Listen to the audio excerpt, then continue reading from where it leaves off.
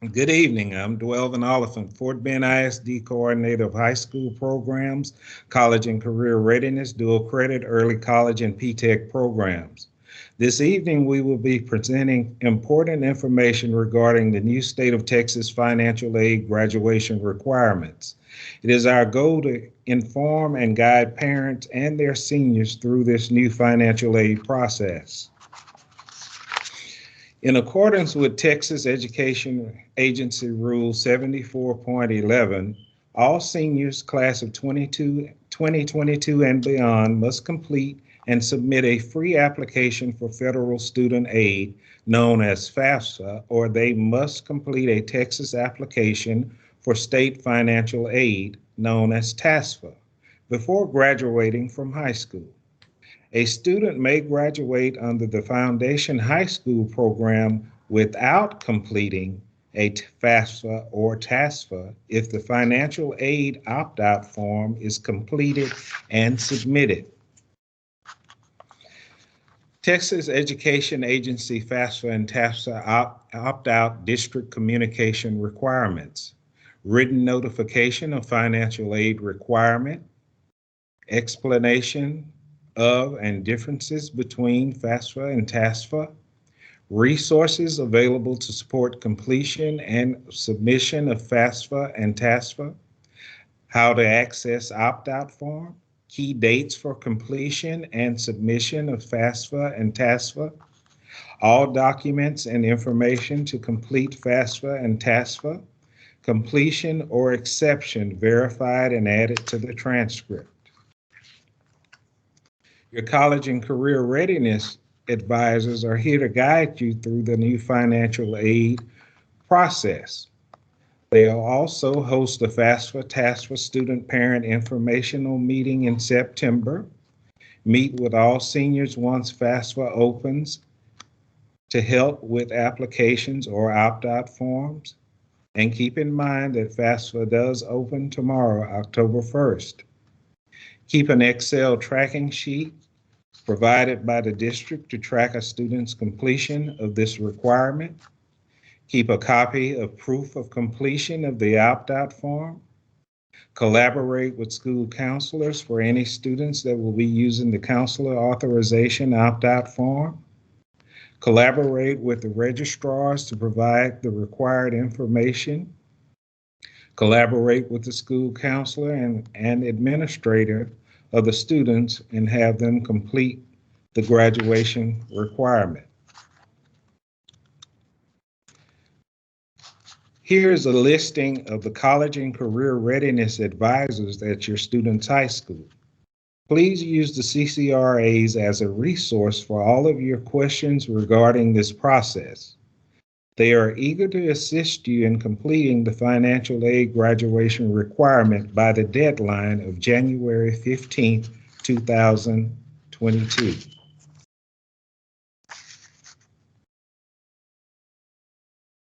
Next, you will hear from two professionals in the FAFSA-TASFA financial aid process. First, we have Ms. Kaylee Warren, Fort Bend ISD College and Career Readiness Advisor, and then Ms. Lori Blust, Wharton County Junior College Financial Aid Coordinator. Thank you, and they will be right with you. Yes, my name is Mrs. Warren. I am the College and Career Readiness Advisor at Dulles High School. Thank you so much for attending this evening. Briefly, I wanted to just showcase a quick guide for our students within Fort Bend ISD. This is a financial aid quick guide that walks you through the steps on how to complete the free application for federal student aid. As a reminder, you do have to complete the FAFSA as a graduation requirement this school year. You may also complete the TASFA or complete an opt-out form, and this will walk you through. If you have any additional questions, you can always reach out to your college and career readiness advisor. Next, I'm going to show you just a few important things as you are completing the FAFSA, TASFA, or the opt-out form. So the first one is we have tons of questions on whether or not I should complete the FAFSA or the TASFA. The FAFSA is the free application for federal student aid, and students are eligible to to complete if they are a U.S. citizen or a permanent resident. Students who are not U.S. citizens or not permanent residents will need to complete the TASFA, which is the Texas Application for State Financial Aid. The application can be found on the College for All Texans. The application will be the 2022-2023 application. You will download the form, you will complete, and you will print and submit to every college that you are applying for. Next, if you are choosing to opt out of completing the FAFSA or the TASFA, you will complete the financial aid application opt-out form. Please note that this needs to be completed by both the student, the parent, and counselor authorization. Now, lastly, you might all be asking, how do I submit my proof of submission of these items? So every campus will have their FAFSA completion form. This is due on December 1st. Within the FAFSA form, this is specifically for Dulles High School, but like I said, each campus will have their own individual form that you will complete. You will indicate your last name, first name, student ID, whether or not you have completed the FAFSA, the TASFA, or the opt-out form, the date that you completed it, and then you will upload evidence. You will need to read the instructions carefully on how to upload your evidence. If you are completing the FAFSA, you will need to upload your SAR, which is your student aid report. Down below, you can see how to access your SAR. You will get access to your SAR after you complete your FAFSA application. You will receive an email within 3 to 5 business days after completion. You can also log in to your FAFSA account at any time to access your SAR online. You will need to download a copy, save it as a file, as a PDF file with your last name, first name, and student ID. You will then upload it to this online portal. If you are completing the TASFA, you will need to submit a copy of your completed TASFA. And if you are choosing to opt out, you will need to complete the opt-out form, and then you will need to upload the completed opt-out form to this form. You can also access the online opt-out form by clicking on this link right here, and it will bring you to the opt-out form. Again, if you have any additional questions, please do not hesitate to reach out to your college and career advisor. If you need help submitting items, completing the form, or submitting your opt-out form, please feel free to reach out to them if you have any questions. Alrighty, so now we are going to have our wonderful presenter from Wharton County Junior College. We have Miss Lori Blessed. She is so kind to give her time to us and her expertise. So please give her your undivided attention as she walks you through the FAFSA application. Well, thank you very much for having me tonight. It's been an awesome night. It's a great night for me to present because tonight at midnight, you can go online and fill out your financial aid applications. I get very excited by this event that's about to happen in a few hours. So hopefully I can kind of walk you through, just the basics. I'm going to just go over a few definitions, things that I think you need to be aware of, and just some items you'll want to know and you'll take with you regardless where you go to school. I'm from Wharton County Junior College. I work on the Sugar Land campus, but this information is very generic. You can take it to any school that you're going to. Basically, what is financial aid? Well, it's going to be funds that's going to help you pay for your college expenses. And there is over $150 billion, that's billion with a B, that is available in federal student aid to help you pay for your college. Many students don't get those awards because either one, they don't know how to apply, or they just think they're not going to get it. Well, if you don't fill out your application, you're definitely not going to receive it. So what I'm here tonight to, hopefully my purpose will be to help you to, or encourage you to fill out your application so we can see what you're going to be eligible for. Some of the terms you're going to see, regardless which college you end up going to, cost of attendance, or it's also called your budget, or in financial aid, we abbreviate everything, so we call it your COA. It's going to vary from school to school, depending on which school you go to, an in-state, out-of-state school. It's just a basic fee, your tuition and fees, your room and board, books and supplies, transportation, etc. So like you may, in your household, you may be going to college, you may have a brother going to college at a different university. Even though everything's pretty much the same for both of you, your cost of attendance are going to vary from school to school because the fees will vary from school to school. Term, you're going to see the expected family contribution, or as we call it in financial aid, the EFC. This is calculated from the information you are putting in on your FAFSA. So there's a student component, there's a parent component, but it's related back to all the information you are putting on your FAFSA. Go ahead. Another terminology you're going to see is financial need. Basically what this is your borrowing power. And how we calculate that financial need, we take that expected family contribution, or EFC, and we subtract it from your COA, or your cost of attendance. And what's left, what is remaining, that's your financial need. That is your borrowing power. You'll never be offered more in loans than that amount. Go ahead. There's two different categories of financial aid. There's both need-based aid and non-need-based aid. And again, this is going to be based off of your FAFSA and the information you put on there. Non-need-based aid could be related more like your loans, and that need-based aid is the lower that EFC number, there's more need, there's going to be more free opportunities for you. The different types of financial aid that we're going to go over tonight, we're going to go over both gift aid and self-help aid. Gift aid, that consists of your scholarships and grants. Think of it as a gift. You don't have to pay it back. Self-help aid, you're either working while you're going to school under the work study program, or you're borrowing loans that you will pay back after you get out of school. And we're going to go into each different category in a little bit.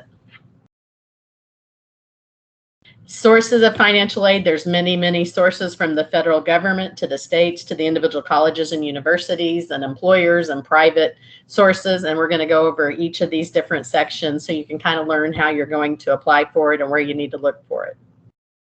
But the biggest of these sources is going to be the federal government. And to obtain the aid from the federal government, you are going to need to fill out a FAFSA each and every year that you're in school.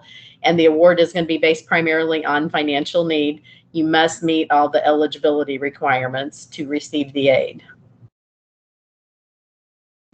These are some of the different programs. Once you fill out your financial aid application, that your financial aid administrator will run it through to see exactly what you're going to be eligible for. And we're going to go over each of these little topics. The first one is the Pell Grant, which is the most common one that all of you have probably already heard about. Go ahead.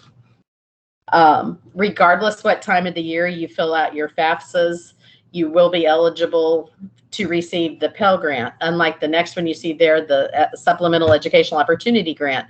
That one's always treated kind of like an early bird. Those of you who apply early, get all your documentation turned into the school, you will be awarded that. It's kind of a bonus for getting your application in.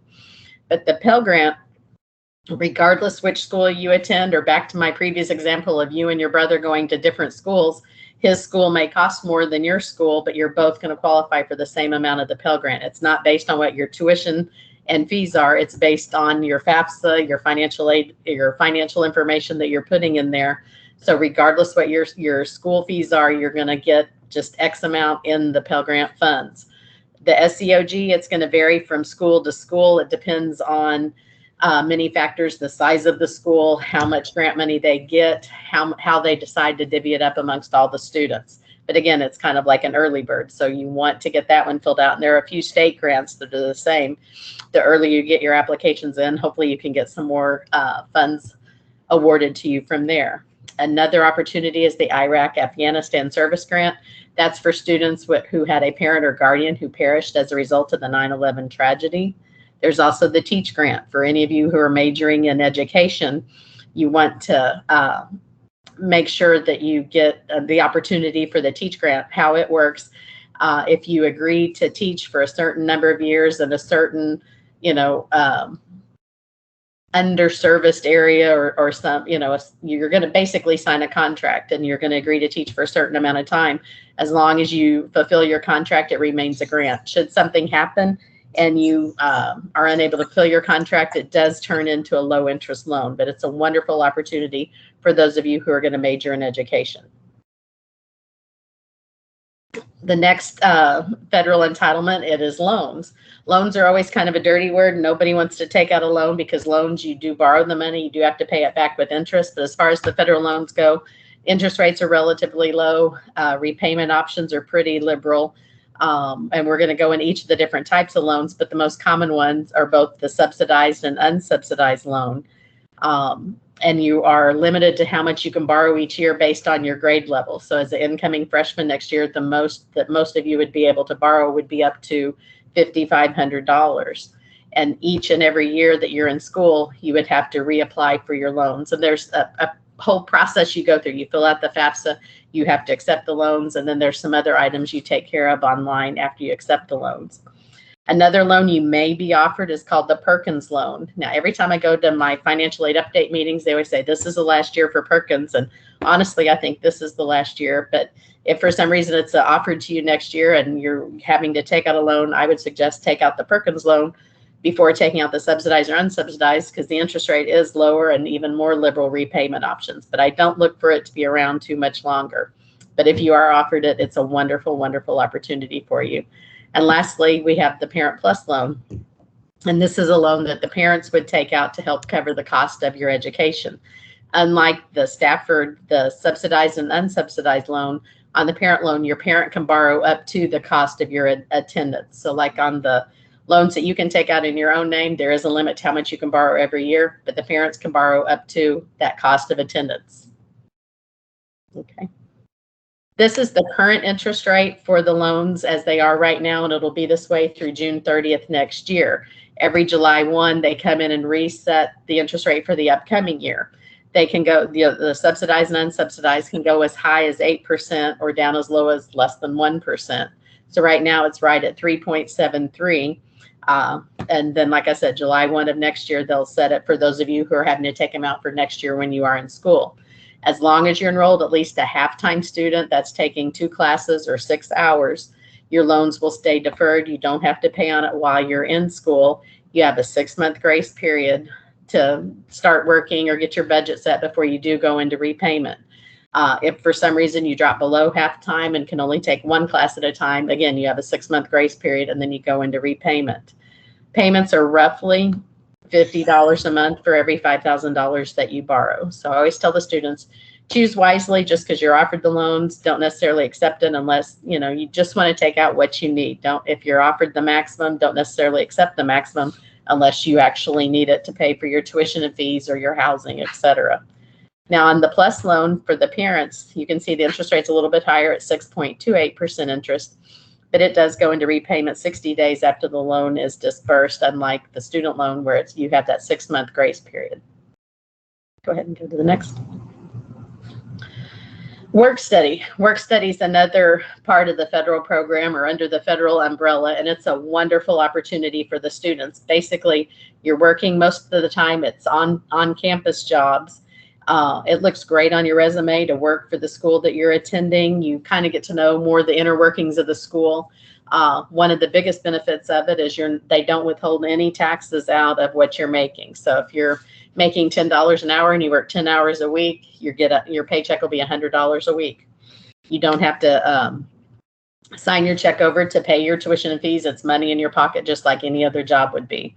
So it's a wonderful, wonderful opportunity. If it's something you're interested in, when you're filling out your FAFSA, you'll just check the box, yes, I'm interested in work study, and then you'll be in the pool to be considered for on-campus jobs. So it's a great opportunity for you. The states also have a lot of money. The residency requirements will apply.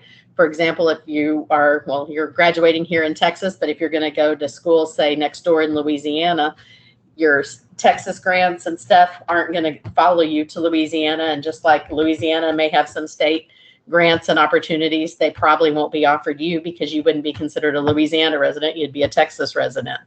And award is usually based both on merit and on need, but most of the time you do have to have your FAFSA completed before you can be considered for any state aid. And the deadline may vary from state to state. So just get real familiar with the deadlines and the requirements and the applications, etc. Go ahead.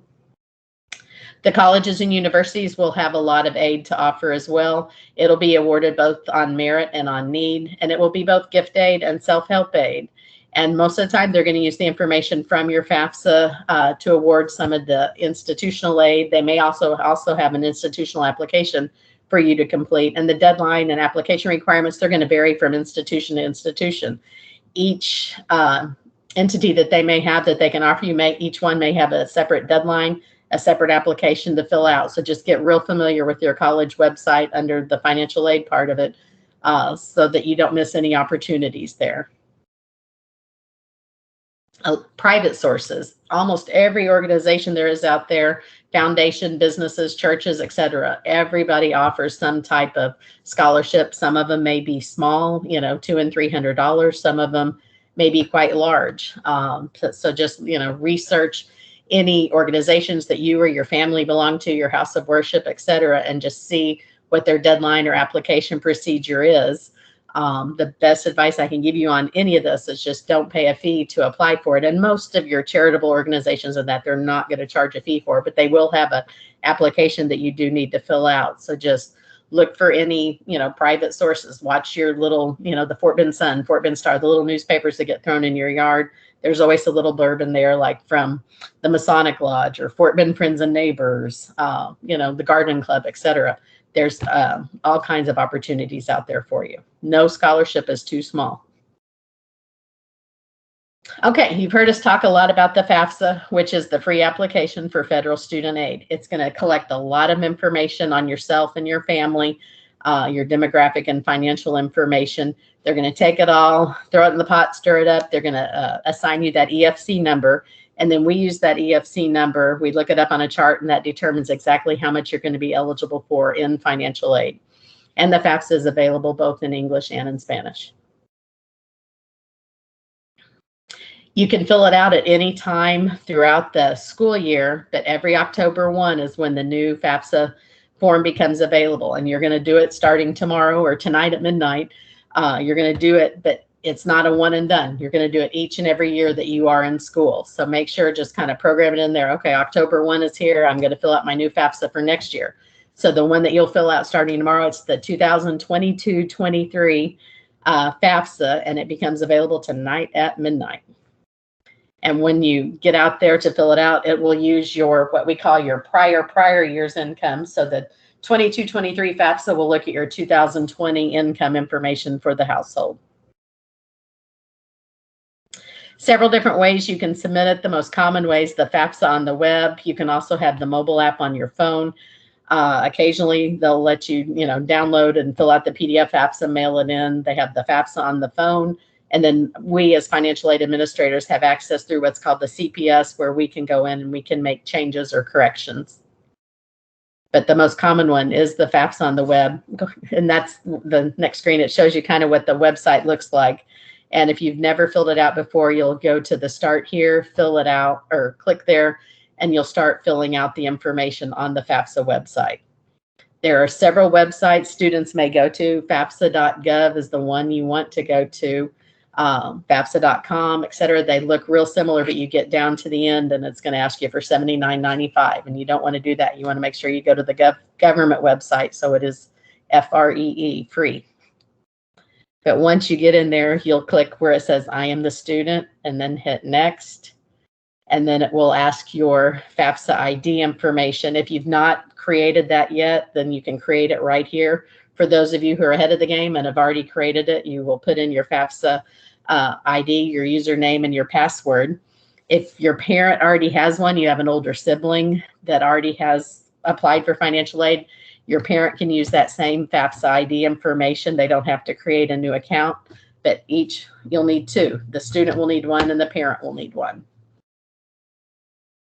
This is what it looks like if you're using the mobile app on your phone. And a lot of students will do that, and they can sit in my office and pull it up and show me, all the different information and everything they've done. It offers all the same opportunities as the FAFSA on the web. But I just wanted you to see what some of the screens look like. The next couple of screens are going to show you. And you'll still use it and log in with your FAFSA ID and everything there too. So nothing essentially changes except it's in the palm of your hand.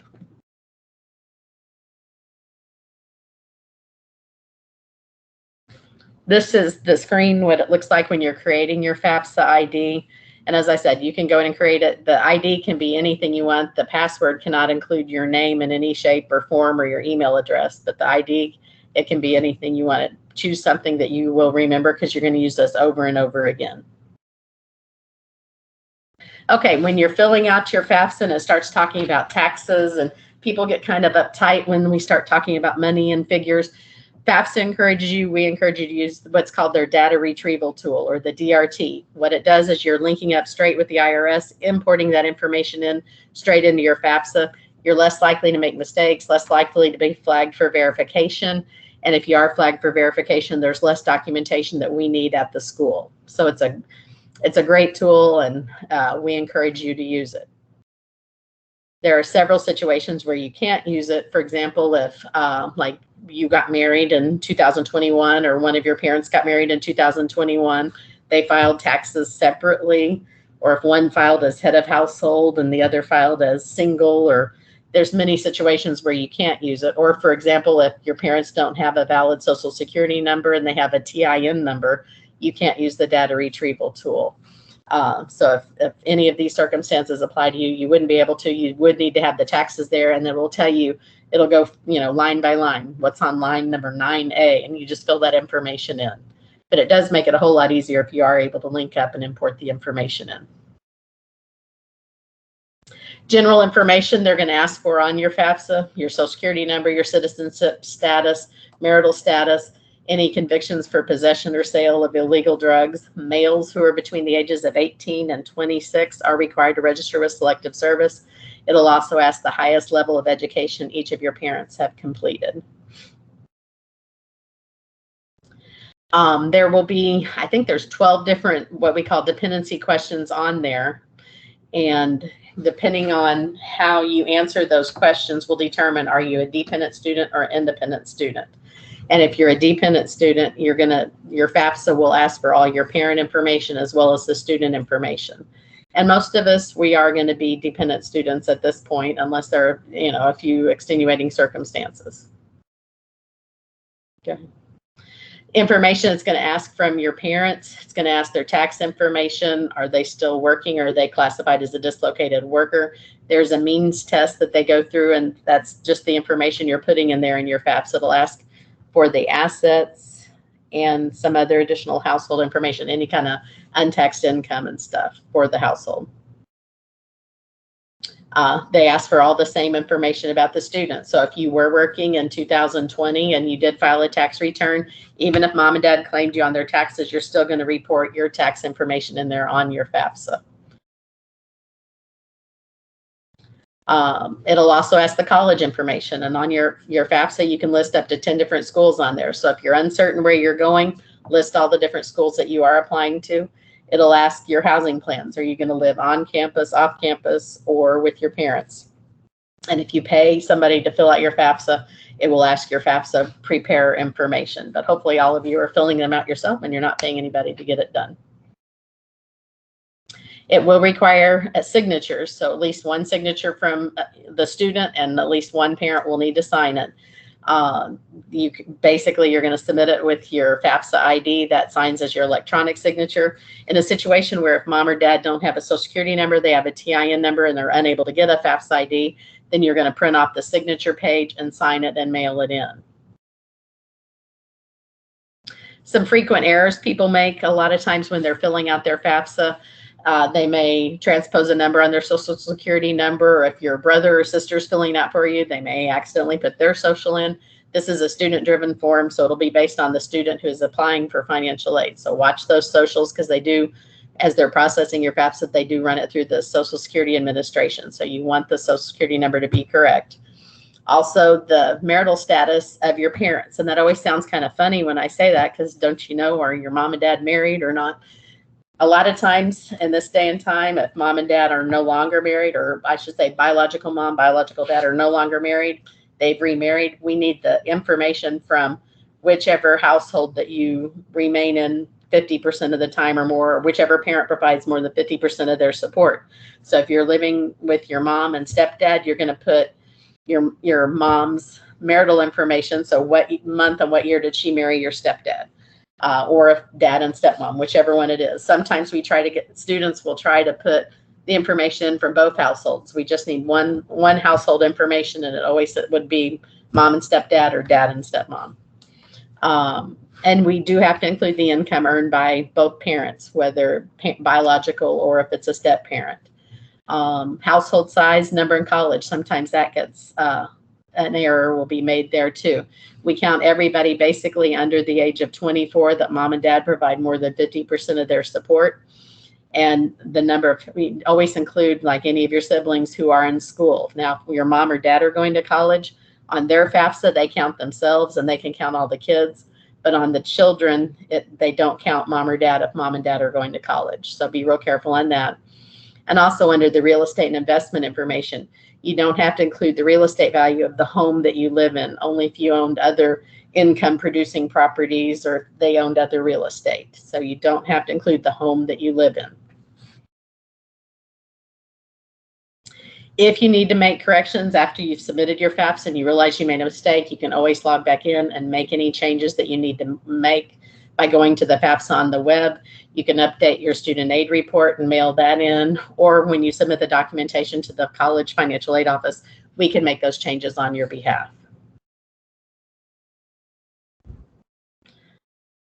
Okay, right now, because of COVID and everything that's been going on, many of you may fall under what we call a special circumstance. If, a lot of people had, they lost their jobs because of COVID and the pandemic and everything happening. So if maybe on the FAFSA, what is black and white, what was going on in 2020 may not be necessarily what is happening right now.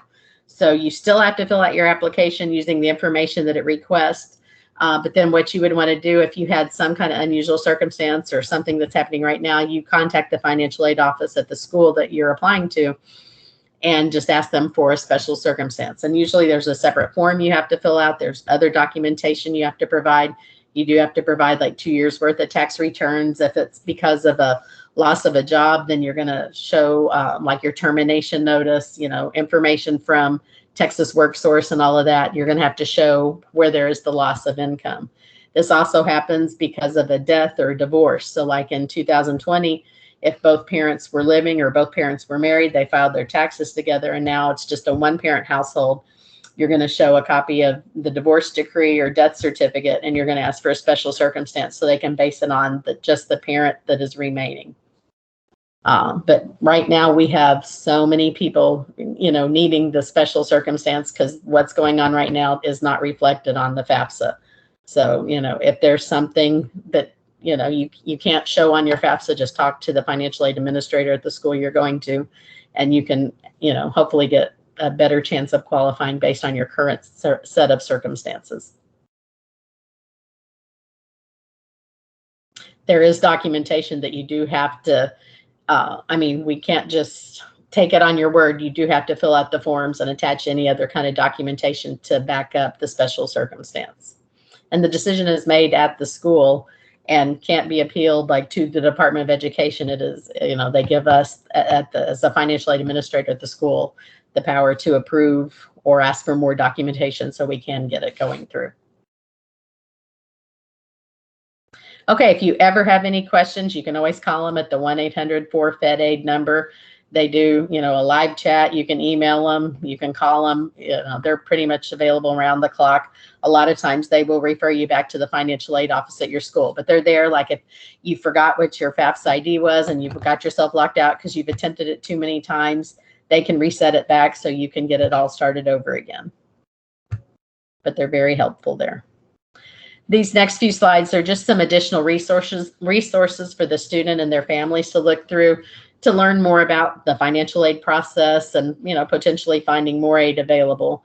Studentaid.gov has a lot of good information. They used to print out a book that we would always bring out to the schools. Now they've got it all online, but it goes over so much stuff. So I encourage you throughout this process, check out some of these websites and just see what they have to offer, because you can never have too much knowledge regarding your financial aid. Here's some more on this one, College for All Texans, which Miss Warren talked about before. It's got some wonderful, wonderful information. There are, I think, about 8 or 10 different what they call state exemptions there. Okay. So if you can qualify for any of those state exemptions, I encourage you to go check it out and see what the exemptions are. And if you qualify for them, print off the paperwork, turn it into the bursar's office at the school you're going to, and you can get your tuition and fees waived there. The exemptions range anywhere from if you're a dependent of a fallen firefighter or a peace officer, there's a state exemption. If you aged out of foster care, if you are visually or hearing impaired, there's a state exemption. So go check those out, see if there are any that you do qualify for. And as I said, print off the information and take it to the school, so hopefully you can get your tuition and fees waived. Some other additional resources. I'm sure a lot of you have heard of like FastWeb and some of those. You can go in and create like a little profile and they will do the researches for you as far as scholarships and some of that. Now, again, just don't ever pay a fee if if you're applying for any kind of scholarship, don't pay a fee for those. Any financial aid worth having, they're not going to charge you a fee for. There's College for All Texans, once again, collegeforalltexans.com. Not only do they have the exemption information, they've got the information on the schools, like their graduation rates, their faculty to student ratio. It's just got a lot of great information on all the state schools throughout the state of Texas. I can't say enough about that website. Okay, so we've talked about FAFSA. Now a little bit about TAFSA. There is the state deadline of January 15th every year to apply for TAFSA. And as Ms. Warren said, you're going to print off the application. You're going to have to turn that into each and every school that you're applying to. Unlike FAFSA, where you can list all the different schools, this one you have to actually have an application for each and every school. And those who fill out the FAFSA, as we said before, you have a Social Security number. You are either a U.S. citizen or a permanent resident. So the TAFSA is for non-residents. You're going to fill out the TAFSA application, turn it into the financial aid office at the school. For the 22-23 application, they'll want to also have a copy of the parents' and the students' 2020 taxes. If you're a male, they'll want the proof of your selective service. If you haven't registered yet, you can do that at sss.gov, and I think you can start that within about 60 days of turning age 18. And if the school requires any additional information, they will let you know too. But again, each school you're going to turn in the application to. How do I fill out a TAFSA? Well, I researched it a little bit, and there are some YouTube videos that you can click on, and they're very, very helpful and they're kind of quirky or whatever to walk you through how to fill it out. But just stay organized, make copies, because almost every school you're going to be turning in all the same stuff. So I would just make multiple copies and keep a copy for yourself too of your TAFSA application. Should anybody have any questions, or if the school lost a page, then you've got it right there where you can resend to them. And then if you have any questions, I have some answers for you. You can, send them through your college and career counselors, and they can contact me. I don't, my information is going to be up here too. If you ever need to contact me, I don't mind answering questions for my brothers in arms in the financial aid community. And again, I just hope you found this valuable and have learned something from it. And I just want everybody to go out tonight or at midnight, or I guess tomorrow morning, and get these applications filled out, because the sooner you do it, the sooner the schools will get it, the sooner you're going to know what you're going to be eligible for financial aid. Congratulations to all of you. I wish you all good luck next year, and let me know how it all works out. I'm so proud of all of you. You're so lucky, more so than the 2021 graduates who didn't have, you're having a somewhat normal senior year this year. So hopefully it'll stay that way. Good job, everybody. All right. Thank you very, very much, Lori. Thank you also, Kaylee. Lori, you gave us a very thorough and informative presentation. Parents and students, we are here to assist you through this process. Please feel free to contact your campus, college, and career readiness advisor.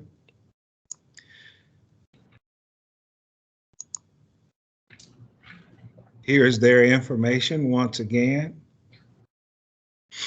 Thank you for your attention and enjoy the remainder of your day. Thank you.